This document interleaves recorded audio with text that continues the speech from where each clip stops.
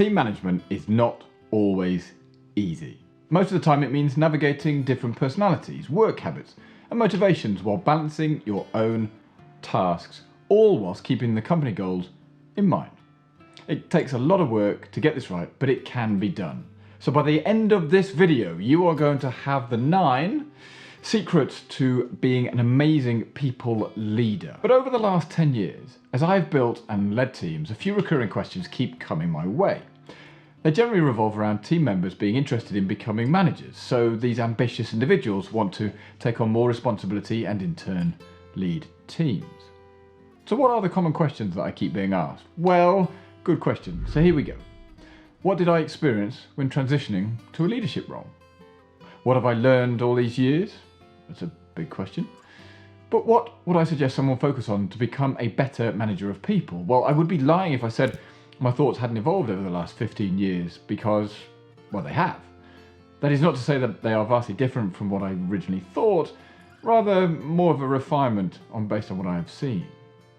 Now, if you are interested in knowing more about why I am special as a leader, please check out this card here. Now, if you want to be a leader, it is not enough to care about the success of a project or the company, or even just your own success.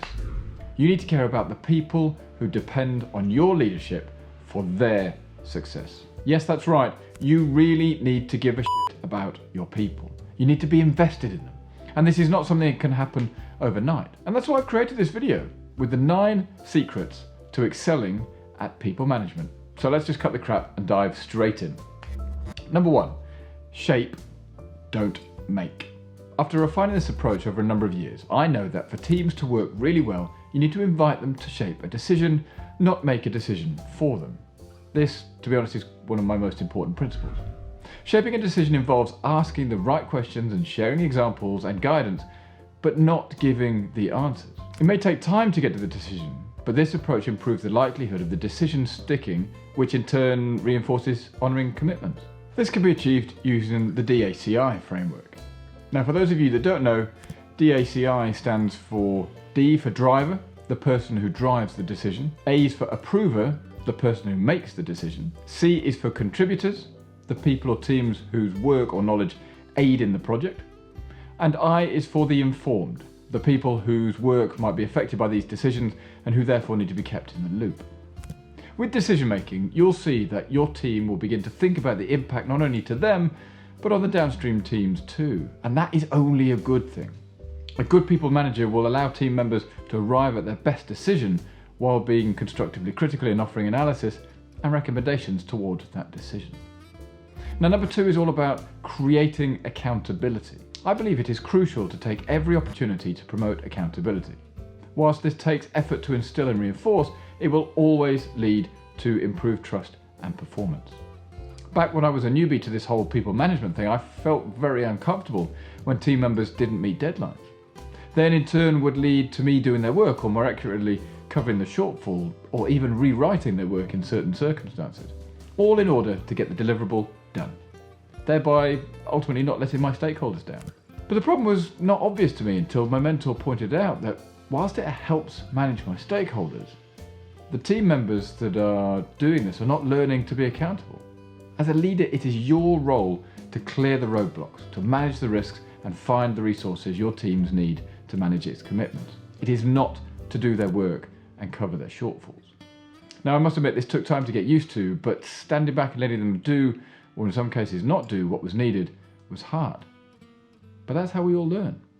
To help set the right expectations, I talk with the teams to agree on how we all stay accountable, and with that in mind, I use the following 2 rules. Think thoroughly before committing to any project or deliverable, and in turn, its dates.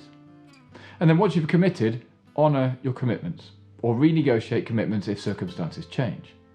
Now, the second was non-negotiable. It's what we would be judged on. Our reputation would be made or broken by it. I would always use the question, would a third party buy the service we are providing?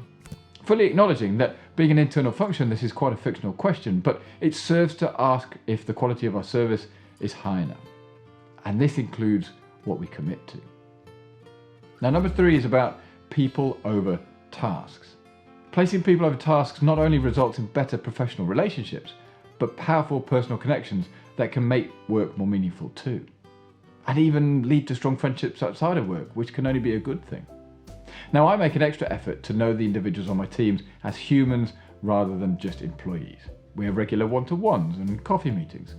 I've even recently implemented walking meetings a la Steve Jobs, which helps promote relaxation and better communication on both sides. Now, as a life coach, I know the value of listening, but leading people keeps reinforcing this. It is super important. I can almost guarantee that by listening more, you'll find yourself smiling more and then becoming genuinely more interested in your team. To help with this, especially in the beginning, take notes when you speak to your teams. Note down the names of their husbands, wives, and children, where they live, what they like. Note down the seemingly small things. Then use these to show interest and build a strong relationship. We are all people at the end of the day. Make everyone feel special at some point. Now, number 4 is no, but. One of the most important pieces of advice I share with leaders is that it is okay to say no, but you must be prepared to share your logic and your reasons why. If you are comfortable saying no, that's great because you are quite honestly ahead of the curve, but many people won't, and that's also okay. It will just take time. But if you keep saying yes, you will only get yourself further and further into trouble, not trouble with the execs or clients per se, but with your productivity. You will at some point end up proverbially drowning in work. Saying yes is a one-way ticket to a world of overloaded work trouble. So get used to saying no, and in turn, providing reasons as to why your team members and stakeholders is crucial. If you don't, it is highly likely that they might not fully understand and appreciate your decisions. This, in turn, affects trust. I would like to recognise here that some managers feel threatened when they have to explain why. But non-transparency generates questions about a manager's leadership. So perhaps try this. Write down your reasons as to why you're going to say no, because if you can't write them all down or they don't sound good enough, perhaps you're not being thorough enough before saying yes or no. It's a very simple but effective barometer. Now, number 5 is about I is now we. As a people manager, you are no longer representing your individual self. You are now purely symbolic. You are representing your team and the great team's values and mission. It is a great responsibility to be the embodiment of your people, their contributions, and their successes and failures. Just like Peter Parker was told by his Uncle Ben in the Spider-Man movies, with great power comes great responsibility. Channeling my inner Serena McCallum there. As people managers, we all have a duty to move away from the politics of self-interest to focus on the organisation's interests themselves. People managers have to build the right guardrails for the team's success and, at the same time, be ready to own the effects of all the positive and probably negative outcomes. You are your team's shield and banner. Now, I call this providing top cover. You are there to pass on the praise and, quite frankly, shield them from all the shit that happens so that they can do what they do best. So when you are required to make a decision, you're making them as a symbolic reflection of the team, its culture, and its values. Remember, nothing ever happens in isolation. Number 6 is about being natural. Now, aside from playing to our natural strengths, being natural in style is hugely important.